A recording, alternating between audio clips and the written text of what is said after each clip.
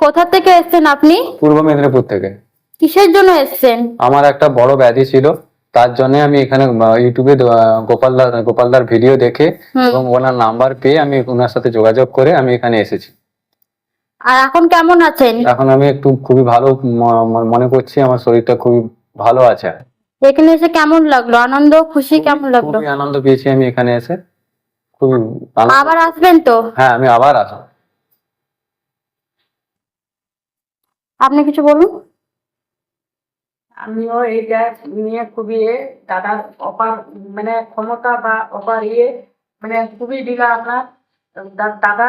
ওই জন্যই আমার ছেলেকে একটু মানে খুব উপকৃত পেয়েছি।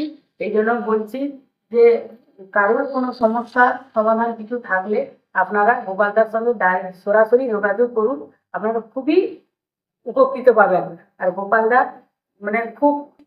মানে খুবই বলতে গেলে আর কি বলবো, ঠাকুরের লীলা অপার লীলা আমি আর বলতে পারবো না বেশি। তবু আমরা যেটুকু উপকৃত পেয়েছি দুদিন এসে, সেটা আমি মুখে বলেও বোঝাতে পারবো না, আর কিছু করেও বলতে পারবো না। মানে এত এখানকার মানে মহিমা যে এত আমিও জানতাম না, এসে বুঝলাম। আপনারাও সবাই আসুন, গোপালদার সঙ্গে যোগাযোগ করুন। তা আপনাদের এসে কেমন লাগলো এখানে? আমাদের এখানে খুবই ভালো। খুব ভালো লেগেছে। জয়গুরু। সকল দাদা মায়েদের নিমন্ত্রণ করছি, 1 বৈশাখে এখানে অনুষ্ঠান হবে। সবাই মিলে আসবেন, যারা দুঃখে কষ্টে জ্বালা যন্ত্রণায় পড়ে আছেন, তাদের রোগ ব্যাধিতে ভুগছেন, এখানে আসুন। এসে একবার যাচাই করে দেখুন জায়গাটা কি, স্বয়ং ঠাকুর লীলা করছে। আমার কথা বিশ্বাস দরকার নেই, আমি মিথ্যে বাজলো। এখানে এসে যাচাই করে দেখুন কি পাবেন।